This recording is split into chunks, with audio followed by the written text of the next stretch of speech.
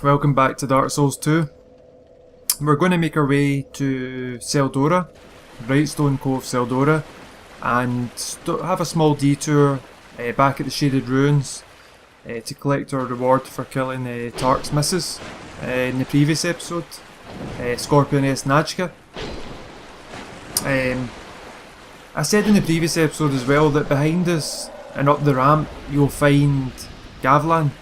When you get to Gavlan, you can sell all your unwanted items, and I would also suggest picking up poison arrows and poison throwing knives because they're going to come in very handy in a couple of situations later on in the game, and it just means that you can buy them now and have them to hand when you get there. So here's Gavlan. Pick up this gem. Make deal with Gavlan.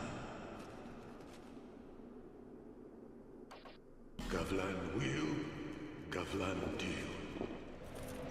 So yeah, throwing knives and poison arrows, and poison throwing knives, and we're going to go and speak to Tark to pick up our reward for killing Scorpioness Najka.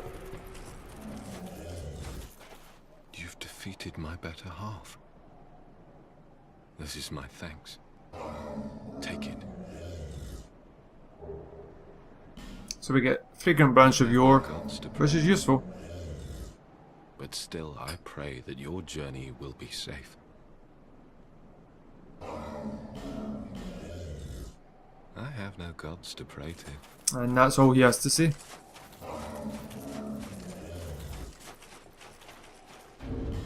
Can't remember why I came down here to take this golden braided lion warrior on again. So I was asked by Raymond's Rules about the prospect of a new Souls game, that being of course Project Beast, and if it's by Miyazaki then it's bound to be, I don't know, it'll have his trademark. I think Miyazaki's games have better atmosphere and something that's hard to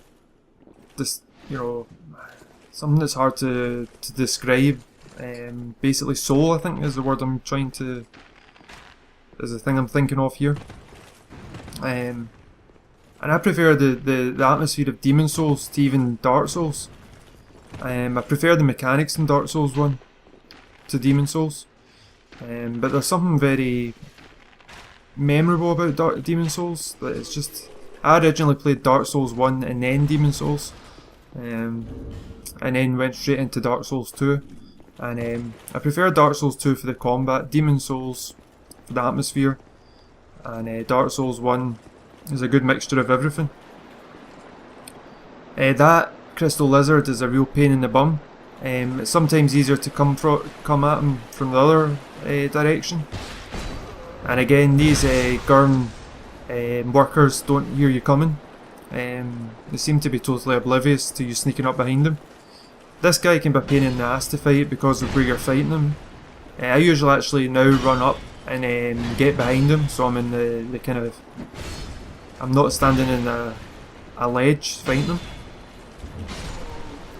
I'm using the large club here, and by the way, these guys have the chance to drop chunks and other guys shards, the workers.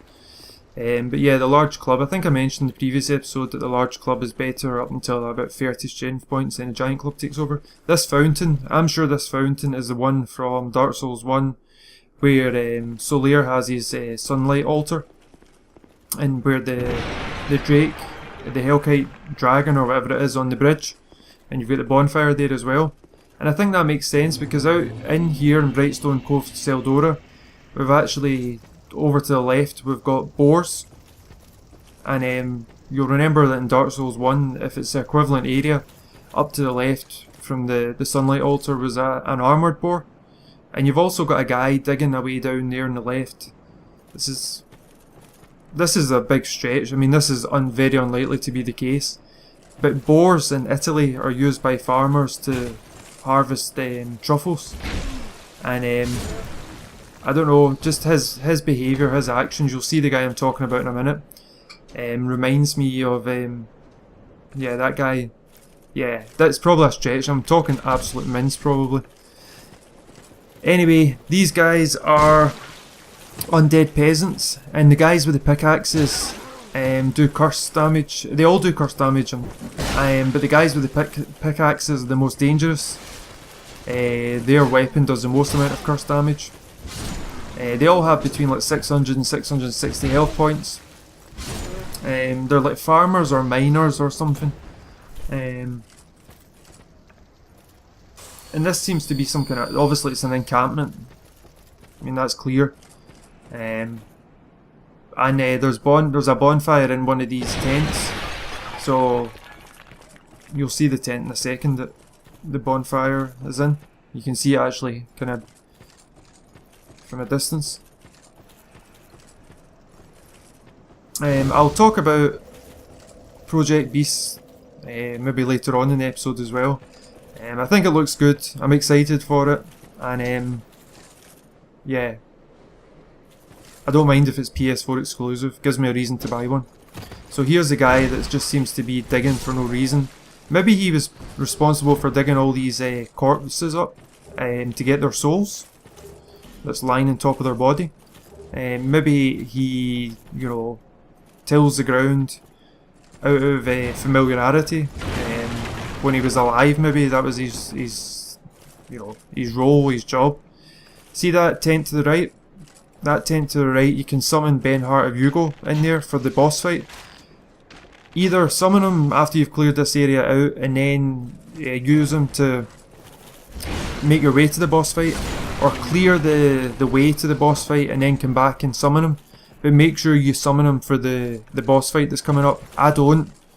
And he was the person I was referring to when I was talking about in the episode in Iron Keep, where I said I had to go back and use a bonfire aesthetic to get an NPC to join me in a fight.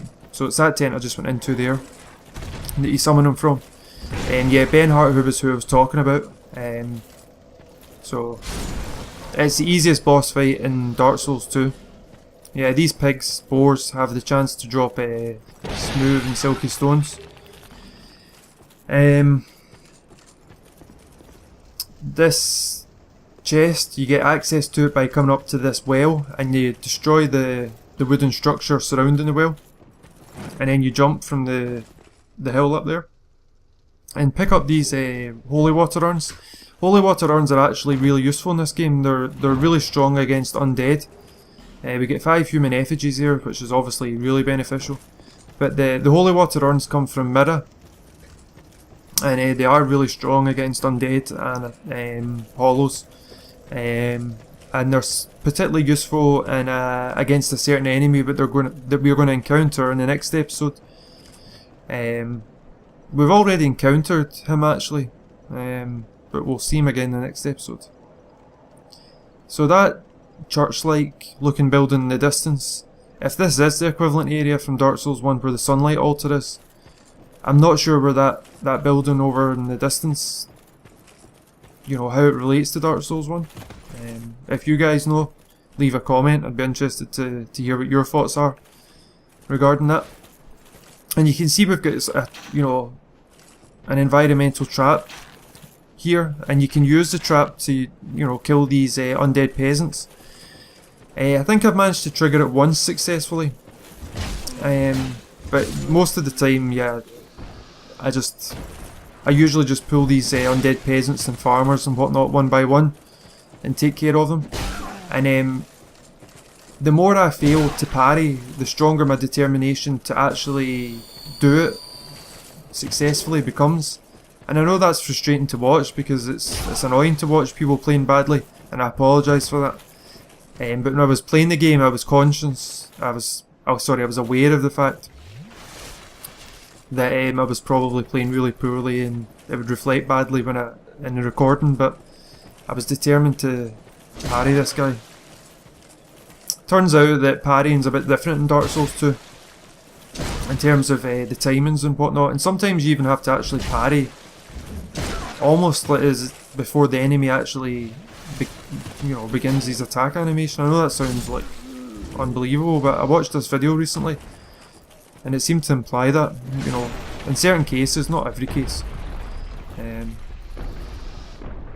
I've actually started using the parrying dagger now and again on a different build, not this guy, and it's really helpful because you get a lot more parrying frames.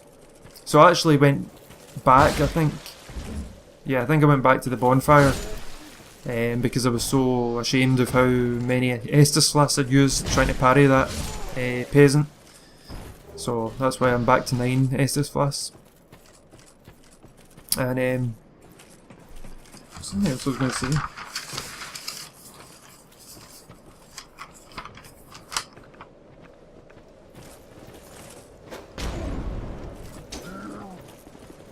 Yeah, you can use the... don't waste the black fire bombs on these guys, because you'll need them soon. I've just realised, I didn't realise that before, but you can actually see, if you look down to the left here, you can actually see part of Tseldora near the bonfire down there. Didn't realise you could see it from here. Oh yeah, and there's the kind of spiked area down below. So we come round here, there's going to be 3 more undead peasants.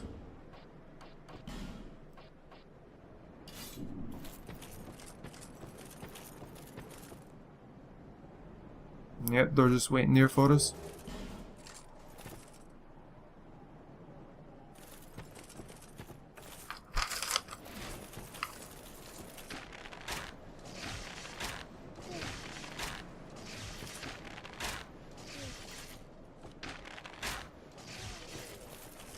So I've nearly finished Dark Souls 2.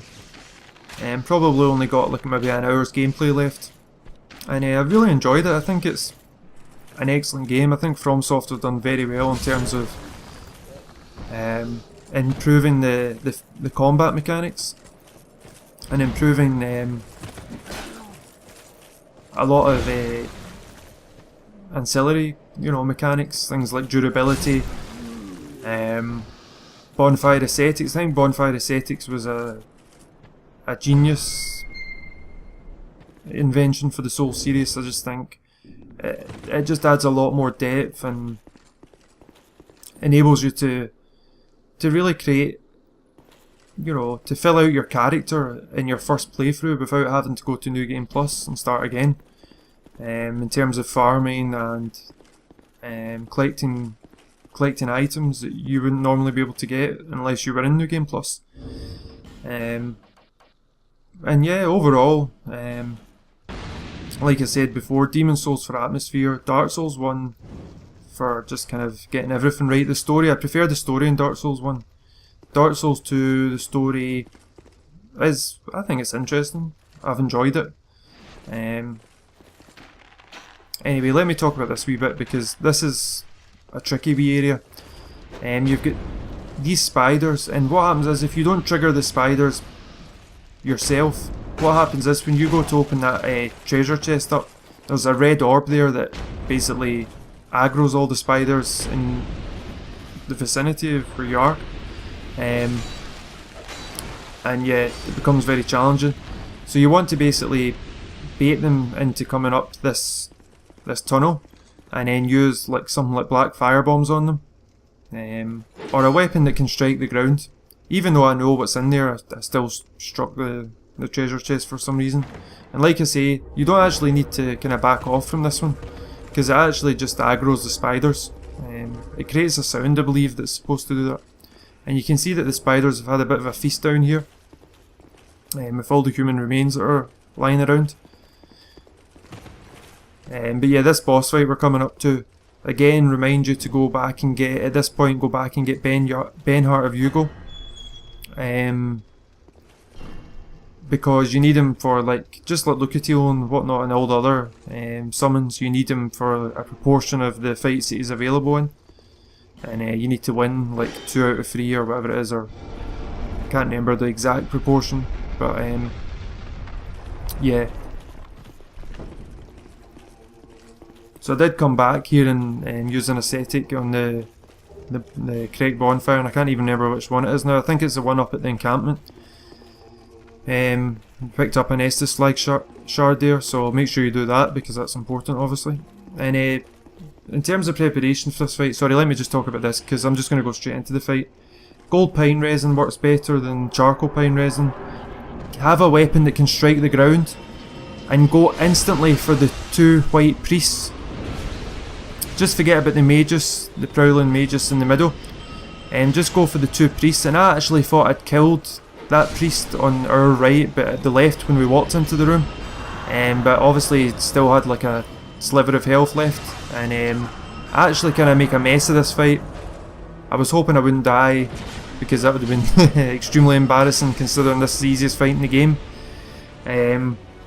You want a weapon that's got, you know, wide reaching horizontal swings, because you want to try and get, you know, make your gold pine resin count against as many enemies as possible. And then, like I say, you want to have a weapon that strikes the ground, because you've got these, you know, crawling undead. You can actually use a alluring skull in here, and it doesn't work against the prowling magus.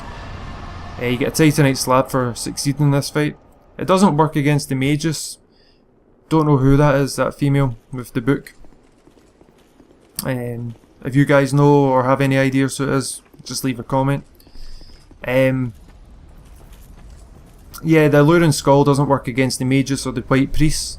It only works against the congregation, and it gives you a wee bit of time if you want. I've never tried that, but apparently that works. So in here we've got a few items to pick up, and there's also an NPC in here, Cromwell. There he is, and he's wearing Velka's armour set, so that's interesting. You can actually pick that set later up. Something seems to be bothering you. Yes, I can tell. It is written upon your face. Yeah, you can pick up the Velka set later in the game. It's called the Judgment set in this game. Something you did. I am Cromwell. Regret, anguish, disillusion, bewilderment. What wonderful things they are. Together, they are the essence of life. Don't you agree? So he can absolve you of sins for a fee. Bewildered by your own actions. You poor little thing. Yes, how tiny and frail are we. But if your heart is yet sincere, your sins will be forgiven. Now is the chance. Demonstrate your sincerity to me. Not sure what he means by that, demonstrate your sincerity to me. I think I'm not sure if he's some kind of con man or something, he's looking for your souls. The clerics of Dranglake were not viewed with particular reverence, and their positions were only preserved as an odd tradition. It's customary for clerics to wear different garb depending on their sex, blah blah blah. On their sex, but the reason for this practice is unknown. Sells all the different bite rings, dark torches, some sorceries and spells. We get some Navlan lore here, and Navlan, an infamous exiled sorcerer. He was executed. Be forgiven, no matter how terrible this is. When he says sincerity, when he refers to sincerity, I think he's referring to sincerity via Whenever you are souls, or, you know, paying him in souls. That's the impression I get. Could be wrong. But yeah, you can pick that set up later in the game. In the next episode we're going to finish up in Tseldora. Thanks for watching, hope this episode helped.